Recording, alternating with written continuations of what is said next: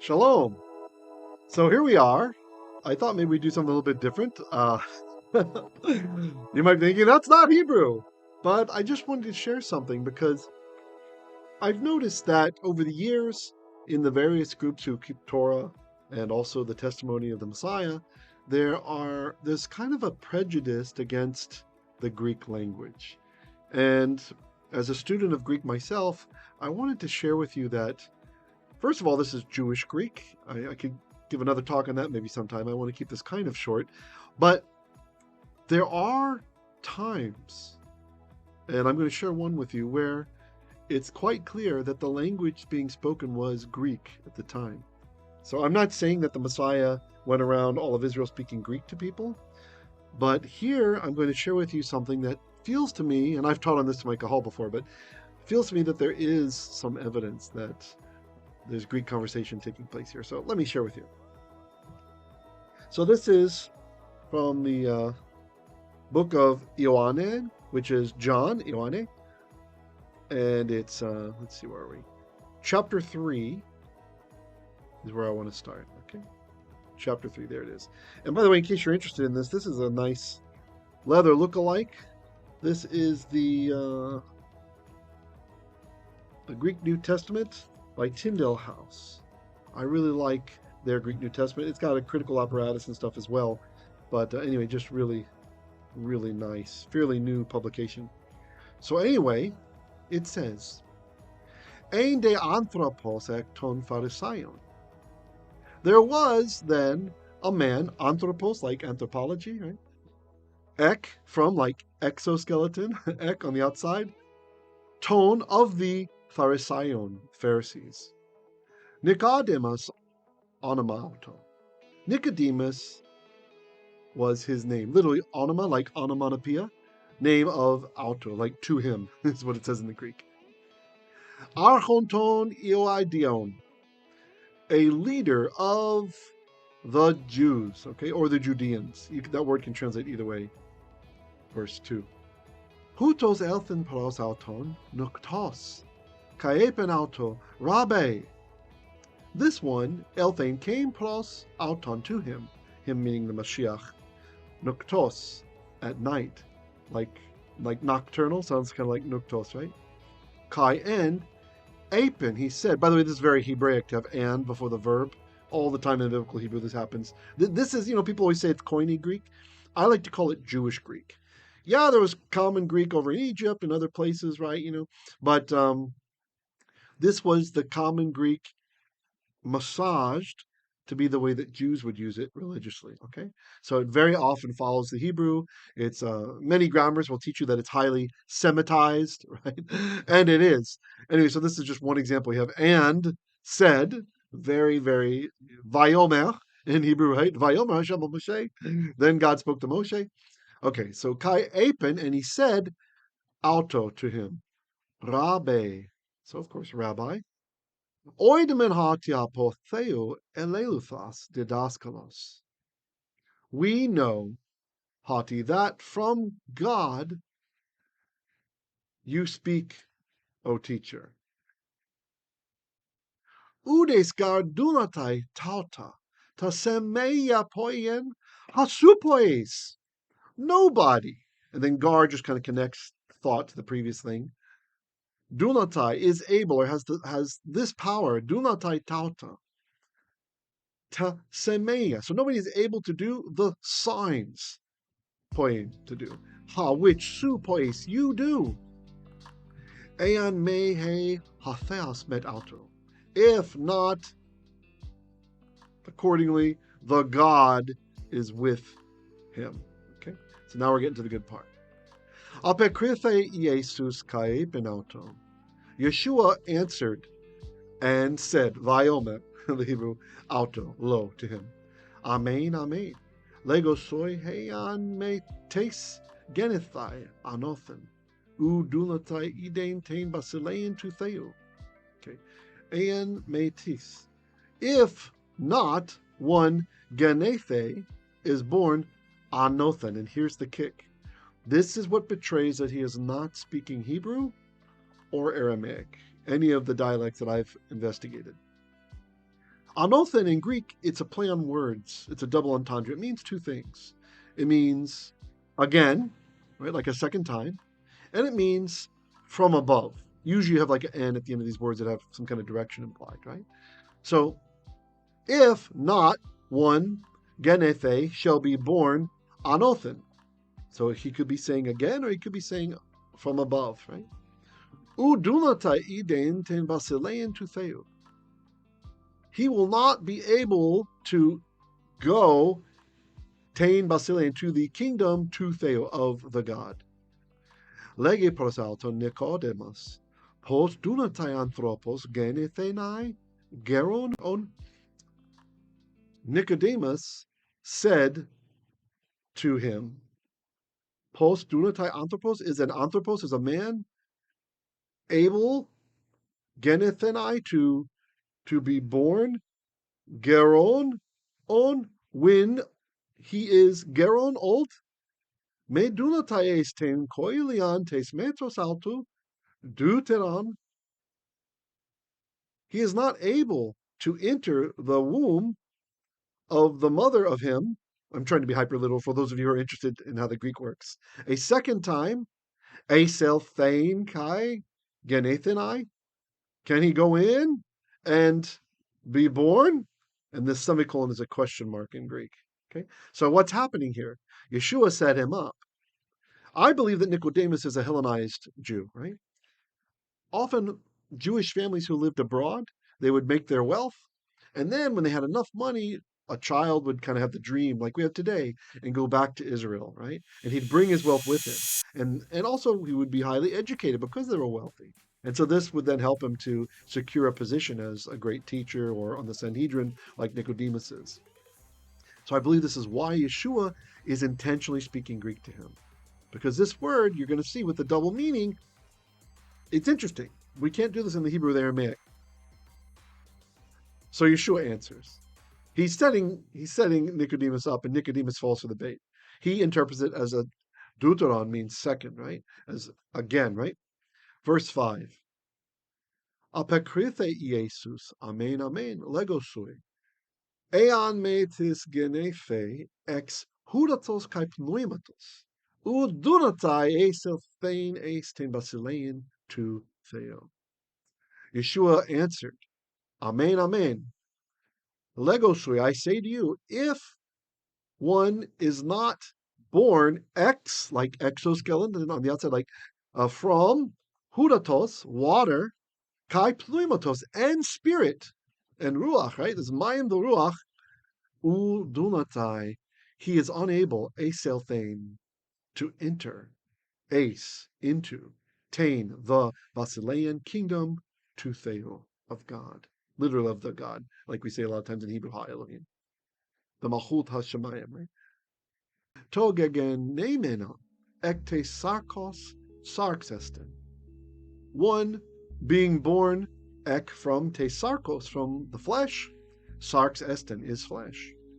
Kaito gegenemenon, and one being born, ek to Pneumatos, from the spirit, Pneuma esten is spirit. Verse 7, me thaumases, hate eponsoi, de humas genethenai anothen. Okay, it's kind of hard to translate. May means like not, but it's only used in front of this specific kind of mood in Greek. So it's kind of like literally saying, not you are amazed, or how is it that you are amazed, hateipon, that I say soy to you? Day, it is necessary, hemas, for you, genethenai, to be born, anothen. There it is again, anothen. So he could be saying again, be born again, or from above. You know, I can't believe that people today are making the same mistake. They walk around saying, are you born again, brother? Are you born again, brother? They're falling for it the same way that Nicodemus did. That's not what Yeshua was saying. It's not about being born again. It's about being born from above, right? Have you been born from above, right? So the humor aspects of what I'm talking about. So, verse 8.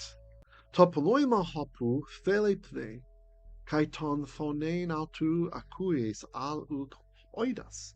Okay, sorry, there's a bit of a mouthful. ta Pneuma, the spirit or the wind, hopu, thele, pene. It blows in the way in which it desires at once. Kaitain phone auto, and its sound, akues, you hear, al uk oidas pothen erkatai. So, sound, we're talking when I shouldn't have said voice. It's just like biblical Hebrew. Kol means voice, or it can mean sound. So I should have said it's sound. You hear, al, but, uk oidas, you don't know pothen from where. See the N about directions, like I said on anothen. Here we have the then at the end of pothen. From where erkatai, it's coming. Kai pu, and where hupage, it departs. Hutos est paso gegenemenos ectu Pneumatos. This is how it is with the one who is born ectu from the Pneumatos spirit. Apekrithe Nicodemus kaepenauto. Nicodemus answered and said, Vayomer auto to him, post dunatai tauta genestai.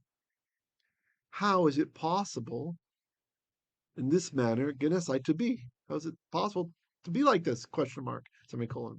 Verse 10. Apekritheistus kaepenauto. Then Yeshua answered and said to him, Su, eha didaskalos to Israel, kai tauta u genoskes.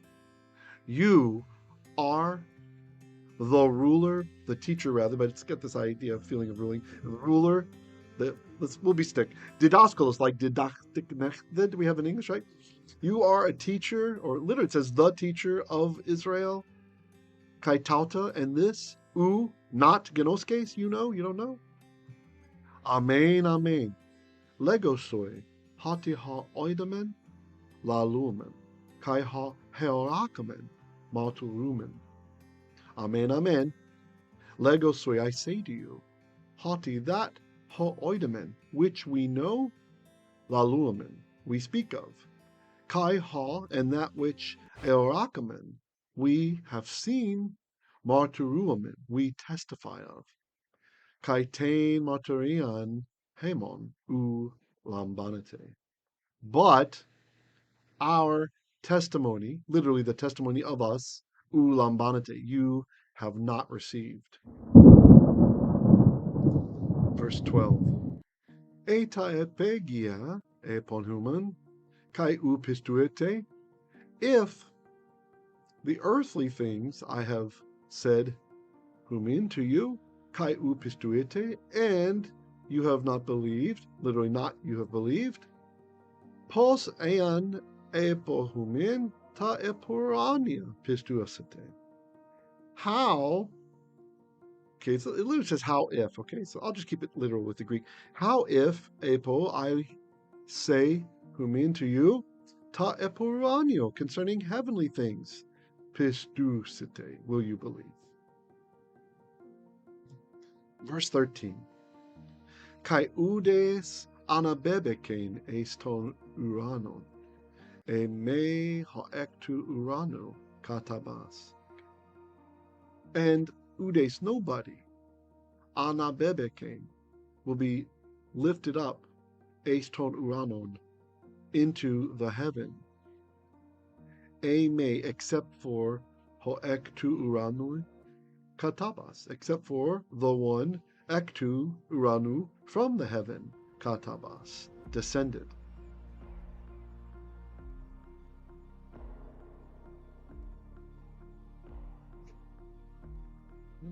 Well, it's hard to get it up there. There we go. Is it focused? Hahuios to anthropo, the son of the man. That's what it says. And this is, of course, referring to the Aramaic bar enosh, son of man, as mentioned in Daniel, which is understood to be the Messiah. This is a messianic term. Verse 14, Kai kathos Moises hupsosen ton ophen ente eremo. And in like manner as Moshe, as Moses, upsosen, lifted up ton ophen, the serpent, the snake, ente eremo, in the wilderness, that's midbar in Hebrew, Houtos hupsothenai de ton huion to anthropo. Such shall be lifted up. It is necessary. So it's kind of out of order in the Greek. Ton huion, the son to of the anthropo, of man. Verse 15. Hina pasa pistuon eis auton eche zoen ionion. And so that pas, all, who, pistuon, believe, like pistos, pisteology, I think, is the study of faith, right? Eis auton, in that one, or in him, eche has zoen ionion. Olam haba, basically. It's life, ionion, eternal. Like in eon, it comes from this word, right? Like eternity. All right, so the proof that I hope you guys got out of this is that there is value to studying Jewish Greek. And I have taught this before, and I'm willing to teach it again when you guys are ready. When those of you feel like you've got a strong amount of Hebrew under your belt, then I think that's the time that's right to study the Jewish Greek, so we can feel the Hebrew under the hood, so to speak, when we're reading and see it on the hood. In this case, there's a Hebraic style here and there, right? Like the Vayomer, the Kayepon, right? And he said, but it's interesting. Most of the time when the word for heaven shows up in the apostolic writings, I noticed this as I was reading, maybe it's on the previous,